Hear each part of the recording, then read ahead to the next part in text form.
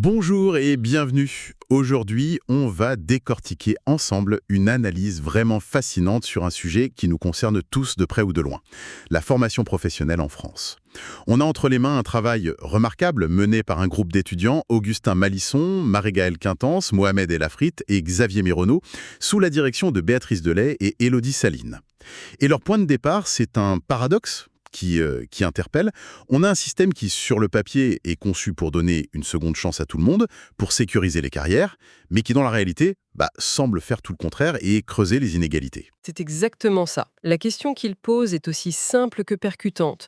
Comment se fait-il que notre système de certification, avec ses grands outils comme le RNCP, le RS, et bien sûr le fameux compte personnel de formation, le CPF, en vient non seulement à refléter les inégalités, mais peut-être même à les aggraver? C'est une question cruciale, surtout à une époque où des secteurs comme le numérique transforment le marché du travail à toute vitesse. Ça me parle complètement. J'ai l'impression qu'on nous vend la formation continue comme l'outil miracle, l'ascenseur social par excellence. Mais si on suit leur analyse, cet ascenseur ne fonctionnerait que pour ceux qui sont déjà aux étages supérieurs. C'est ça l'idée. C'est le premier constat et il est implacable. Les chiffres sont têtus. L'analyse s'appuie sur des études qui montrent toutes la même chose. La formation continue profite d'abord à ceux qui sont déjà les mieux armés. Prenez le niveau de diplôme. Les diplômés du supérieur se forment massivement plus que les personnes sans qualification. C'est un premier fossé. D'accord, ça on peut s'en douter. C'est souvent plus facile de retourner apprendre quand on a, disons, déjà aimé apprendre. Mais est-ce que ça s'arrête là? Ah non, pas du tout, c'est systémique. On retrouve le même écart entre les cadres, qui se forment beaucoup, et les ouvriers qui se forment très très peu. Ah oui. Et ça continue, si on regarde la taille des entreprises, les salariés des grands groupes ont accès à des plans de formation structurés, à des conseils, alors que dans une TPE ou une PME, c'est souvent beaucoup plus compliqué. Donc, si on résume, être diplômé, cadre et travailler dans une grande boîte, c'est le tiercé gagnant pour accéder à la formation. C'est un peu l'idée du «on ne prête qu'aux riches». Le système est censé réparer les inégalités de départ, mais en fait, il les arrose pour qu'elles poussent encore mieux. C'est une excellente image. Il ne s'agit pas de dire que le système est volontairement malveillant, mais que son fonctionnement, dans un contexte déjà très inégalitaire, tend à reproduire ces schémas. La promesse s'envole en quelque sorte. La promesse de la seconde chance, oui, elle s'estompe face à cette réalité. Et c'est là que l'analyse devient vraiment intéressante. Elle se demande si la structure même de l'offre, avec ses milliers de certifications, n'est pas une partie du problème. Ah voilà, on y vient. Parce que c'est vrai que c'est une jungle.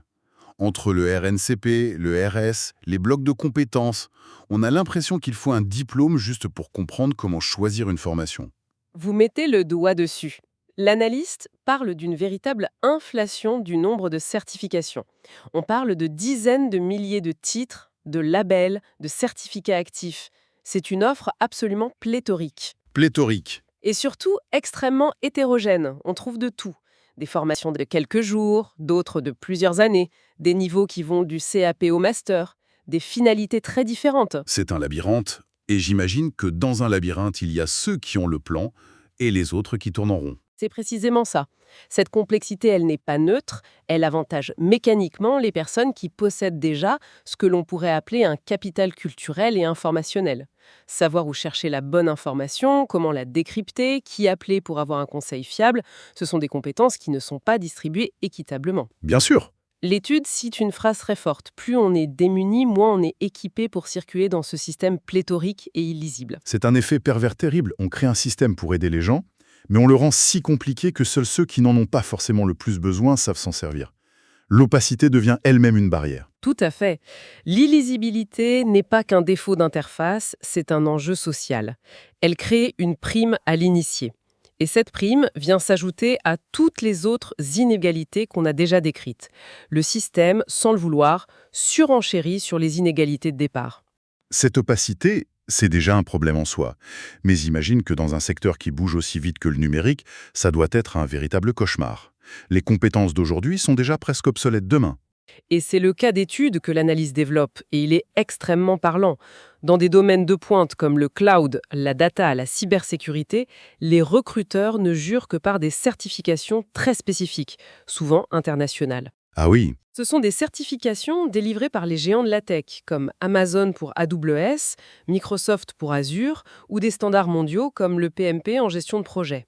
Ces labels sont des repères clairs, un langage commun pour les entreprises. d'accord, logique. Si je veux un expert en cloud Amazon, je cherche quelqu'un qui a la certification Amazon. Mais où est le problème? Si ces certifications sont si importantes, elles doivent bien être financées par le CPF, non?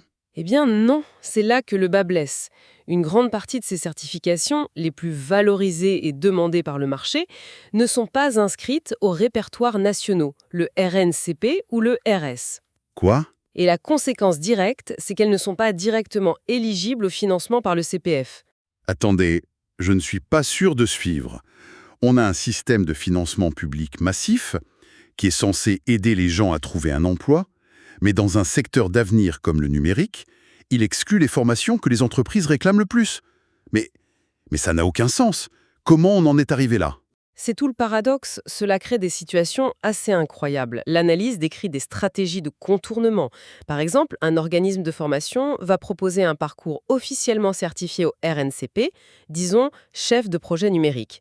Mais en réalité, le contenu de la formation va surtout préparer les stagiaires à passer la certification internationale PMP, qui, elle, n'est pas finançable. Donc si je comprends bien, c'est un peu comme si, pour aller à Londres, qui est la destination que tout le monde veut, on achetait un billet pour Paris, financé par l'État, parce que c'est le seul disponible, et qu'une fois dans le train, on espère qu'il y ait une correspondance secrète. On utilise un passe-droit officiel pour faire passer autre chose. C'est une analogie très juste. On utilise une coquille officielle, la certification RNCP, pour financer une préparation à une certification de marché. C'est fou. Mais imaginez l'inégalité que ça génère. Ceux qui ont l'information et les moyens financiers peuvent se payer directement la certification internationale, le billet pour Londres. Les autres, qui dépendent à 100% du CPF, sont cantonnés à l'offre officielle, le billet pour Paris, qui n'est pas toujours ce que les recruteurs recherchent. Ça crée une fracture nette. Et cette histoire de coquille ou de billet de train, ça montre bien qu'on n'est plus du tout dans une logique de service public d'orientation, mais qu'on est entré de plein pied dans un marché, avec ses règles, ses stratégies et ses gagnants. On touche au cœur de la troisième partie de l'analyse, la marchandisation de la certification. Le fait de lier si fortement le financement CPF à l'obtention d'une certification a de fait structuré un marché. Pour les individus, on assiste à une course à la certification.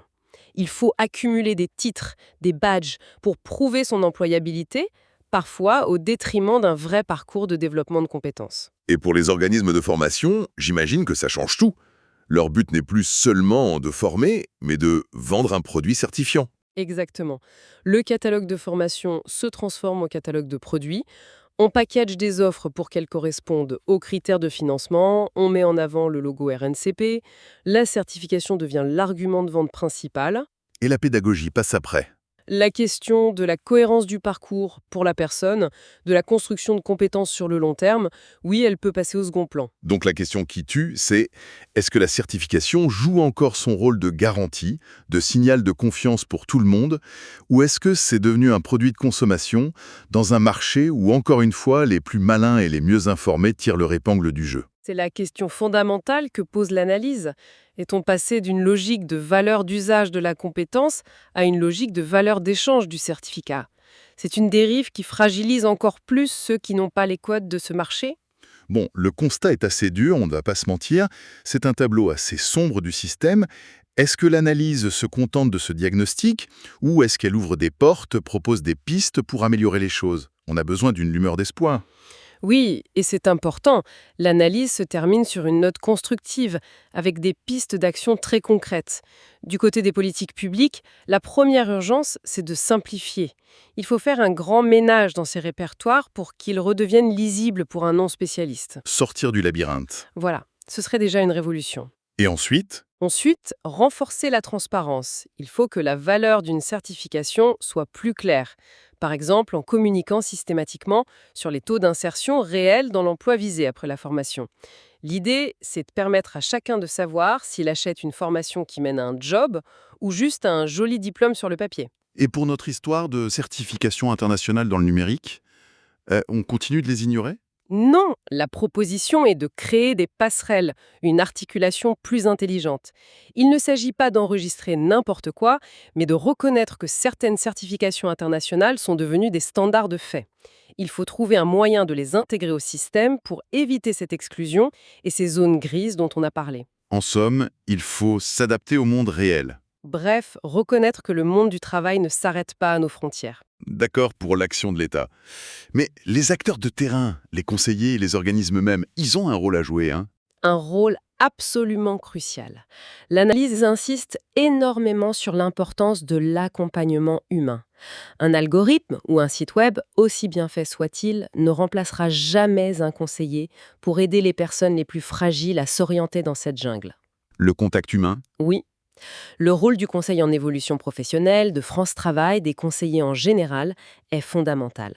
Et il y a aussi un appel lancé aux organismes de formation, sortir de la logique court-termiste de vente de produits pour se repositionner comme des constructeurs de parcours de compétences en lien avec les besoins réels des gens. En résumé, le défi est immense. Il s'agit de transformer ce système, qui ressemble aujourd'hui à une course d'obstacles pour beaucoup, en un vrai levier pour réduire les inégalités. Merci beaucoup d'avoir partagé les clés de cette analyse, qui est vraiment éclairante et finalement pleine d'enjeux. Merci à vous. Et pour conclure, ça nous laisse avec une question à méditer. Au-delà des politiques publiques, ça interroge notre propre rapport à la formation. Quand on choisit de se former, qu'est-ce qu'on cherche vraiment? Est-ce qu'on veut acquérir une compétence solide, quelque chose qui nous servira durablement, ou est-ce qu'on est pris dans cette course folle où il faut juste ajouter une ligne de plus à son CV pour rester dans le jeu? Le fait qu'on se sente souvent poussé vers la deuxième option en dit long sur le système qu'on a collectivement bâti et sur le chemin qu'il nous reste à parcourir pour redonner tout son sens à l'acte d'apprendre.